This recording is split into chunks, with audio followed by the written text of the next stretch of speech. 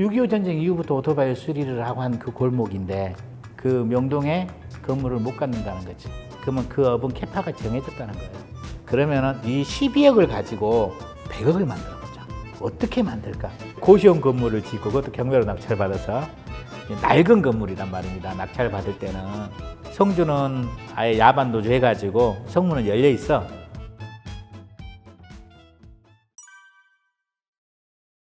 20살 때 오토바이 제조업체 엔진 조립工으로 일을 했어요. 그래서 그때 노조 활동도 열심히 하고 그때가 한참 87년, 88년, 89년 대한민국의 민주화 운동 때예요. 우리가 또 하면은 굉장히 열심히 하거든. 그래서 노조 홍보부장, 마산 창원 노동조합 총연합 선전분과 부위원장 뭐 이런 거 하면서 총파업도 끌어내고 그래서 국가보안법으로 수배가 돼요. 수배가 되니까 이제 또 공장을 못 나가겠죠. 그래서 회사에서는 무단 결근으로 해고시키고 징역 갔다 나오니까 이제 다시 군대에 오라는 영장이 나와 있는 거죠. 그래가지고 한 달 후에 군대를 가고 그래서 군대를 2번 간 그런 청년 시절 좀 보냈습니다. 그때 뭐 구속, 수배, 그다음에 동지들의 배신, 믿음, 삶에 대한 철학들이 그때 상당히 생겼어요. 노동운동 뭐 전과도 있고 취직이 되겠어요? 그래서 이제 자영업이라는 걸 하게 됐죠. 뭐 이제 뭘 할까 하는데 시골 출신들은 무조건 직업은 주위에 누가 성공했다 하면 하는 거예요. 시골에서 누가 아는 형님이 서울에 가서 맥주 배달을 한다. 뭐 시골에서 누가 유리공장을 해갖고 돈을 벌었다. 고향 후배들은 다 유리공장을 하는 거예요. 그런데 나 같은 경우는 대림자동차 엔진 조립반이 있었잖아요. 내 뒤로 막 많이 또 해고가 됐을 거 아니에요. 조합원들이 노조 활동을 한다고. 그래서 친구가 고향에 가서 이제 할 수 없이 걔도 이제 해고됐으니까 모터사이클 수리점을 차린 거예요. 이게 괜찮더라.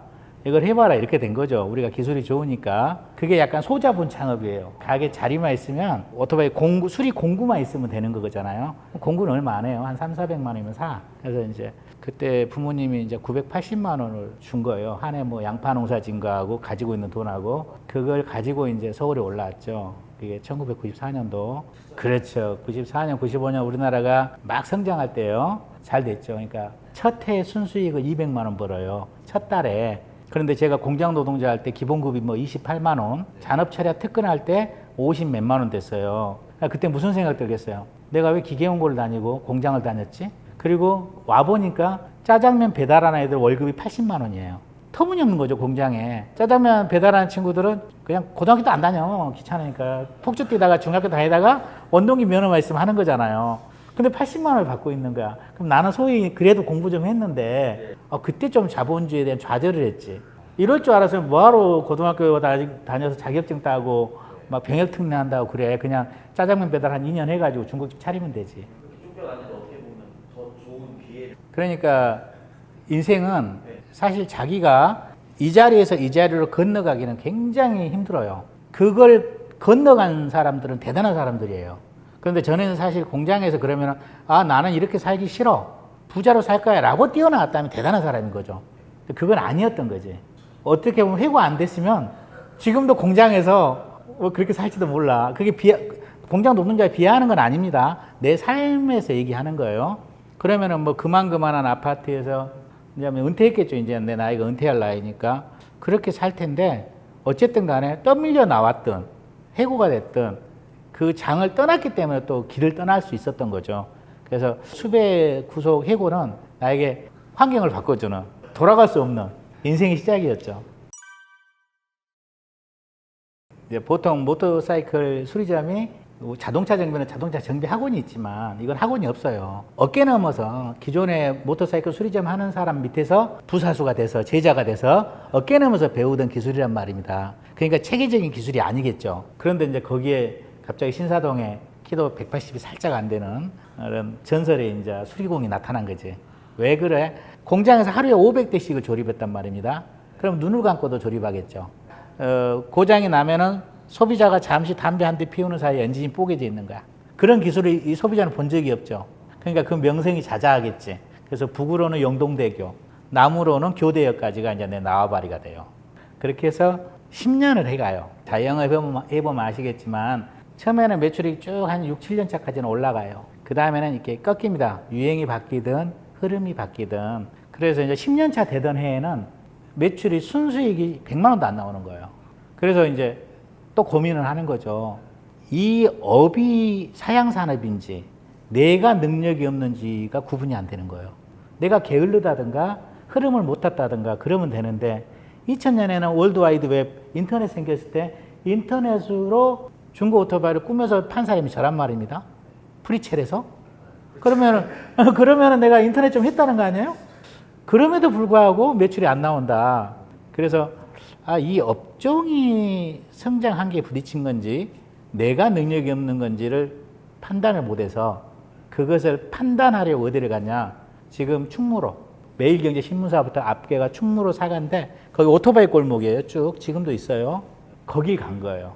가서 이제 다 가서 물어봐. 이 건물이 당신 것입니까?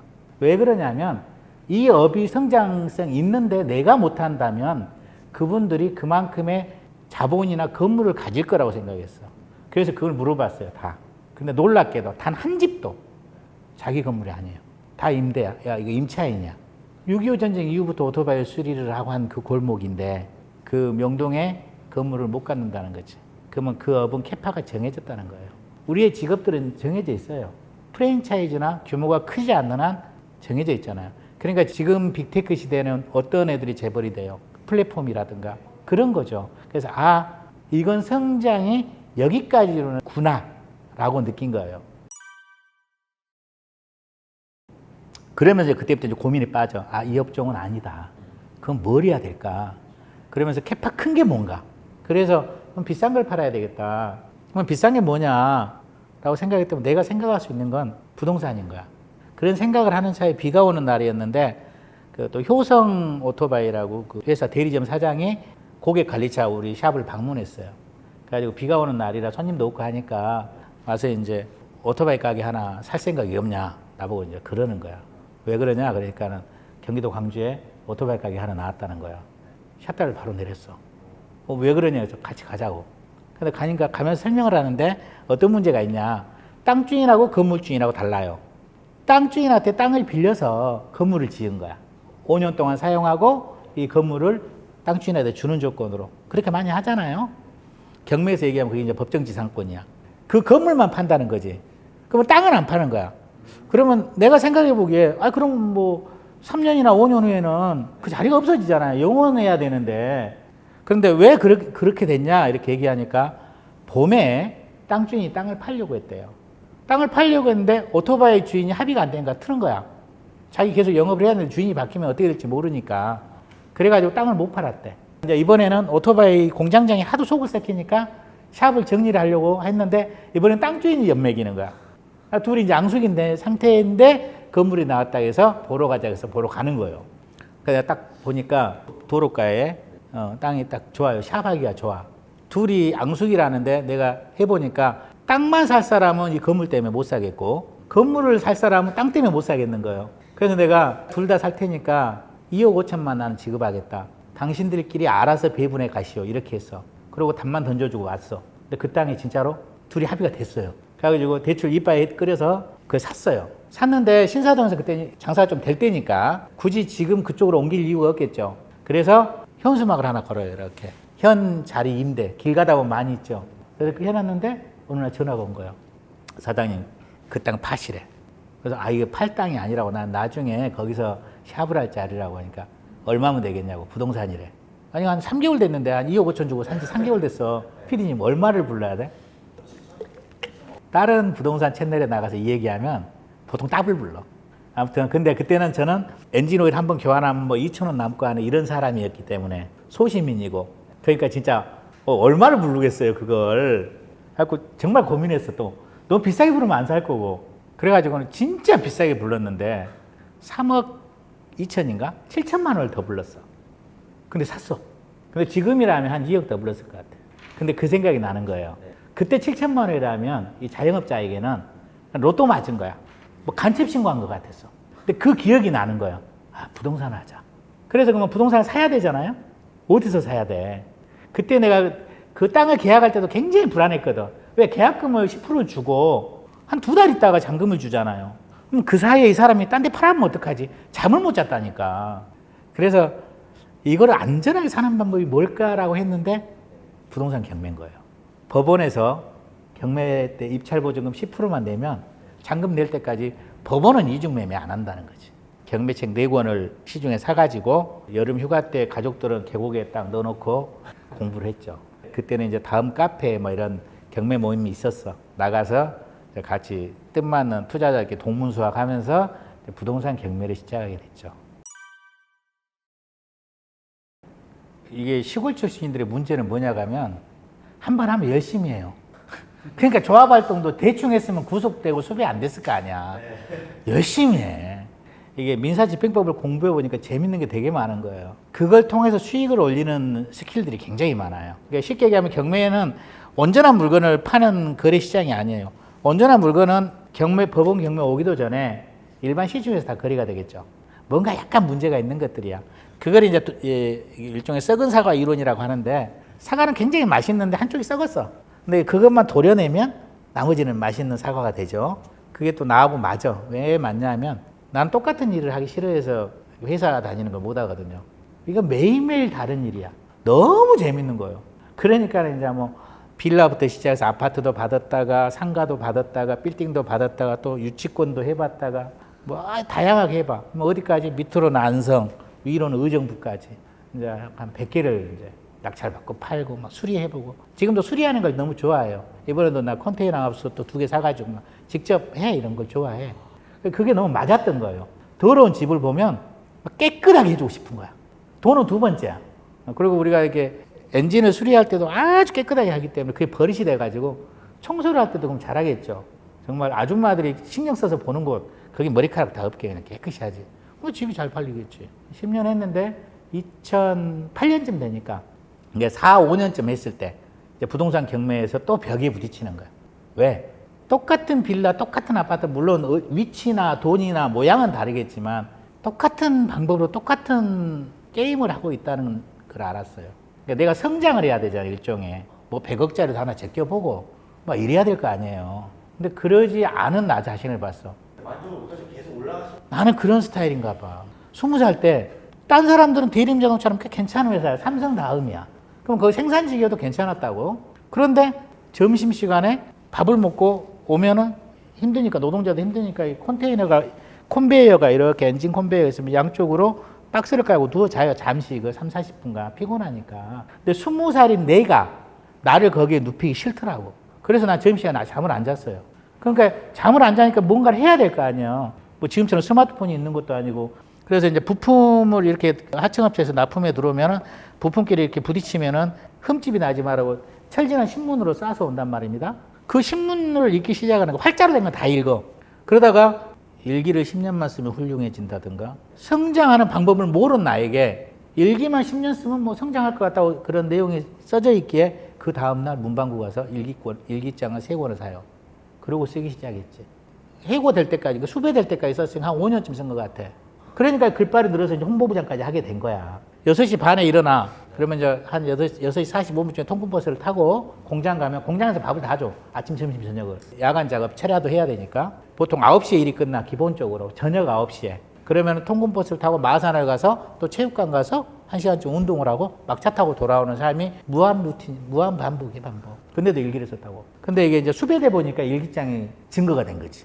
뭐 이렇게 조사할 것도 없어. 너 그날 누구 만났더라? 너 이렇게 수사관이 막 그래. 너 경남대 가서 그날 노태우 정부 타도 외쳤더라? 그 뒤로는 일기를 안 썼지.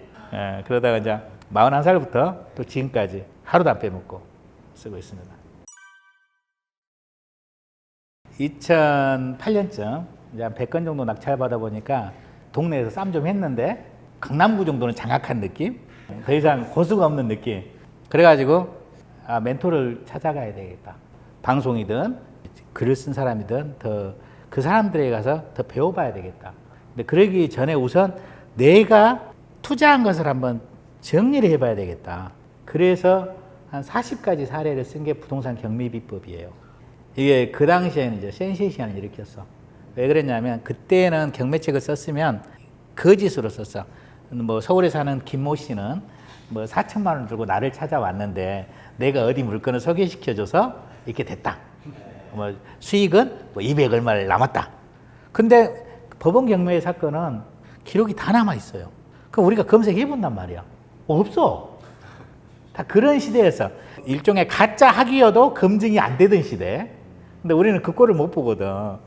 그래서 저는 내 책에서 현장 사진, 그 다음에 법원 기록 공개한 거예요. 그러니까 이게 투자자들 이게 엄청 도움이 되는 거야, 이제.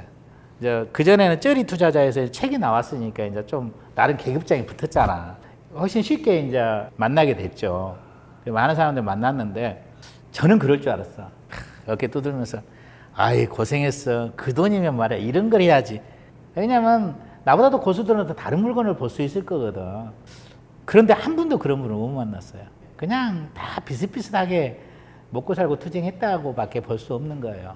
그러다가 어느 날 어떤 사람 만났어. 월세를 받는 거야. 그러니까 자기 아버지 건물이야. 야, 월세 얼마 받아? 한 달에. 너무 궁금한 거예요. 그때까지 내가 좀 뽕이 막 내가 경매적으로 돈 잘 벌어 막 볼보 타고 나가면 트렁크에 3, 4천만 갖고 오는 것 같았다니까. 뽕이 이빨에 들어갔을 때거든. 딱 물었지. 그때만은 월세를 8천만 원 받는다는 거야. 한 달에. 그러면 1년이면 얼마야? 1년에 아파트 한 채씩 사는가? 지금이 아파트 값이 올랐지만 그 당시에는 뭐 아파트 한 3, 4억밖에 안 했어요. 처음으로 앞마당에서 놀던 개구리가 약간 큰 저수지를 간 거야. 그동안의 나의 행적이 얼마나 초라한지. 그 많은 청중들 앞에서 마이크 잡고 경매가 어쩌고 재테크가 어쩌고 말이야. 내 인생이 어쩌고 이랬는데 한없이 쪼그라지는 거예요. 경매라는 것은 그 은퇴가 없어요. 언제든지 법원에 가서 마음에 든 물건이 있으면 낙찰받으면 되잖아요. 근데 이제 전업으로 막 빌라를 낙찰받고 너 나가라 뭐 이런 것들을 안 하게 된 계기는 그 과정에서 경기도 하남에 내가 그 공장에 있는 건물을 조그만 걸 사가지고 월세를 받았는데요. 그런데 이제 그게 지금 하남 미사직으로 수용이 당해. 그래서 이제 보상이 이제 양도세 빼고 한 12억이 남는 거예요. 경매를 하게 되면 자산이 몇십억이라 해도 흐르는 현금은 없어요. 왜냐하면 3천만 원이 생기면 1억짜리, 이게 7천만 원 대출 받아서 1억짜리 빌라를 낙찰받거든. 이게 부동산 개수는 늘어가지만 현찰이 없어져. 현금이 있어야 큰 걸 낙찰을 받는데 좋은 걸 받는 거지. 왜 그러냐? 3천만 원의 투자금이 들어가는 물건은 3천만 원 웬만한 사람 다 있잖아. 주머니 대충 털면 다 나와. 즉 경쟁률이 치열해. 그거 먹을 게 없겠지. 한 5억쯤 들어간다. 그러면 경쟁률이 현격하게 줄고 10억쯤 되면 확 줄어. 12억이 되니까 이제 좀 큰 물건을 찾아라 다니지 뭐. 부산도 갔다가 뭐 목포도 갔다가. 그러다가 내가 보니까 많이 낙찰받고 이것은 경매 강의할 때 폼은 나지만 그렇게 큰 수익의 영역은 아니더라. 그러면은 이 12억을 가지고 100억을 만들어 보자. 어떻게 만들까? 우리가 경매 물건이 왜 경매 나오죠? 그걸 담보로 돈을 빌려가고 갚지 못해서 나오는 거잖아요. 그런데 이제 그 물건이 좋으면 이제 시중에서 그걸 사주고 뭐 안 사주면 안 하는데 사실은 경매 절차가 이제 여러분도 이 영상을 보면은 자기 집이 경매로 넘어간 사람도 있을 거예요. 아니면 가족이 그랬거나 친구가 그랬거나 그래서 굉장히 불편할 수도 있어요. 근데 이 경매 절차가 장점이 있어요. 그 사람의 채무의 고통을 벗어나게 해줘요. 우리가 경매 절차가 없으면 내가 PD님한테 돈을 빌려줬어. 매일 전화하고 매일 돈 갚으러 쫓아가 봐. 하루하루가 지옥이지. 그래서 경매 절차가 사실은 채무자도 살리는 거예요. 그리고 또 채권자도 살리는 거야. 야, 이제 그만 받아라. 나머지는 손실 처리해라. 그래서 은행들 미회수 채권 다 손실 처리하잖아요. 그러면 왜 경매에 나오는가가 딱 보면은 은행 채권을 못 갚았거나 대부업 채권을 못 갚았거나 개인 간의 채무를 못 갚은 거잖아요. 그러면은 그때 대부업 이자가 연 24%인가 그랬어요. 그리고 연체 걸리면 연 39%야. 투자 수익률이 원금의 배가 되는 복리로에서 배가 되는 공식이 있어요. 72의 법칙이라 하는데 72 나누기 연 수익률을 하면은 원금의 배가 되는 기간이 나와요. 내가 72의 법칙으로 72 나누기 39% 딱 해보니까 2.6년인가 뭐 그렇게 나올 거야. 3년이 안 걸려요. 대부업을 해서 돈을 빌려가면 어차피 다 못 갚으니까 39%씩 이자를 받아서 경매처분해서 회수하면 그래서 내가 대부업 등록을 하고 명동에 있는 금융회관이 있어요. 거기서 교육을 받아야 돼요. 대부업 등록을 하고 이제 대부업을 시작했지.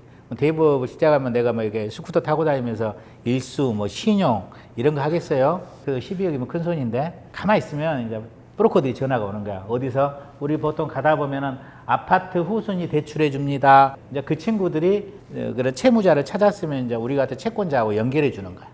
돈을 떼인다고는 생각 자체를 해본 적이 없어. 다 나처럼 잘 갚을 줄 알았지. 이자만 먹자. 그러면 이자를 받으려면 어떻게 해야 되겠어요? 돈을 빨리 빌려줘야 되겠죠. 근데 사채를 빌려주면은 갚어 못 갚어? 연 39%를? 내 욕심에 나만 생각한 거야. 상대를 생각 안 한 거예요. 그래서 극한직업 건물주가 그 건물 주인이 그 건물에 있는 부동산 중개사야. 자기 건물에 중개 사무소도 했어요. 그래갖고 이제 그 건물 담보로 돈을 빌려간 거예요. 그 돈을 빌려줬는데 이자를 못 내는 거죠. 그러니까 경매를 넣었는데 앞에 은행빚 가득 있고 임차인 보증금도 있고 내가 세 번째니까 내 돈이 다 날아가게 생긴 거야. 낙찰가가 낮아서. 내 원금을 지키기 위해서 울며 겨자 먹기로 이제 그걸 낙찰을 받아. 그래서 경매에서 이제 방어 입찰이라고 그래요. 근데 채권이 손실이 나니까 이익은 안 남을지라도 원금은 보존하자. 그래서 시작한 게 얼떨결에 그 건물주가 되고 극한직업 건물주라는 책을 쓰게 된 사연이에요. 이제 그러고 나서 이제 그 안양역 앞에 고시원 건물을 짓고 그것도 경매로 낙찰 받아서 낡은 건물이란 말입니다. 낙찰 받을 때는 성주는 아예 야반 노조 해가지고 성문은 열려 있어. 빌딩도 안 잠겨 있어. 그냥 동네에서 돈을 너무 빌려가지고 동네에 있을 수가 없어. 그러면 이제 그러니까 주차장에는 온 동네 사람들이 뭐 침대 매트리스부터 화분부터 뭐 가득 찼어. 쓰레기가 막 버려져. 주인이 없으니까 임차인들도 당연히 정이 없지. 그런 건물을 낙찰 받은 거야. 얼마에? 29억에. 그러니까 이걸 어떻게 해야 되겠어? 이제 고쳐야 될 거 아니에요. 고치려고 하니까 이제 그때부터 건물의 컨셉을 잡아야 된다고. 1층에는 뭘 할 것이고, 2층은 뭐 할 거고, 3층은 뭐 할 거고, 컨셉을 잡고 리모델링을 해야 되는데 일이 커져요. 왜 그러냐면 옛날에 지은 거라 지진 5.0의 진도에 견디는 설계가 아니잖아요. 그러니까 리모델링 하게 되면 거기에 맞추도록 구조 보강 공사도 해야 돼. 이건 나는 상상도 못한 일이야. 경매를 10년에도 이런 거 경험할 일이 없어. 그냥 도배장판하고 이렇게 팔면 되잖아. 그런데 돈이 막 이제 이 건물을 전부 자기 앞수표 10만 원짜리 하나씩 붙이는 거야. 그게 건물이 된 거야. 그러면 이제 막 골조도 막 이만한 두꺼운 파이프 철판으로 용접하고 막 주저앉지 않게 군데군데 서포터즈라는 쐐기둥을 막 넣어야 되고 다 하고 사진 다 찍었고 공개돼 있고 블로그에 다 있어. 그때 그 사진이 순서대로. 지금 내 블로그에 와보면 이 극한직업 건물주 책으로도 나왔지만 원고가 그대로 있어요. 그러니까 내 건물을 산 매수자분이 너무 좋아하시고 벨트도 선물해주고 밥도 사주고 지금도 전화 오고 1층은 식당을 넣고 식당도 처음에 프랜차이즈를 넣었어요. 프랜차이즈 대표를 만났지. 그래갖고 론칭하자. 그래갖고 내가 가게 될게 자기는 영업을 해. 근데 안 됐어. 그리고 이제 2, 3층은 고시원으로 만들었어요. 최신식으로. 호텔을 하려다가 포기한 안에 뭐 화장실도 만들고 뭐 그런 걸 해봐서 이걸 한 군데 모아놓고 월세를 받았으면 참 좋겠다라고 생각했는데 그 피렌체 빌딩에 2, 3층 고시원을 만들고 방 17개를 만들어 보니까 이게 괜찮더라고. 그래서 그러면은 한 달이 며칠이죠? 30일이죠. 방을 30개 만들면 매일 월세를 받겠더라고. 그런 또 발칙한 생각을 했네. 그래가지고 안양역 앞에 단독주택이 경매 나와서 그걸 낙찰 받아서 1층은 주차장하고 공동식당하고 2층에 방 10개, 3층에 방 10개, 4층에 방 10개, 5층에 주인세대. 근생 빌딩을 아예 처음부터 지은 거야. 오피스텔처럼 복도 딱 해갖고 양쪽으로 탁. 그러니까 진짜 월세가 1200이 나오죠. 그렇게 했죠. 그것도 하는데 몇 년? 7년. 그건 2020년도에 수용당했어.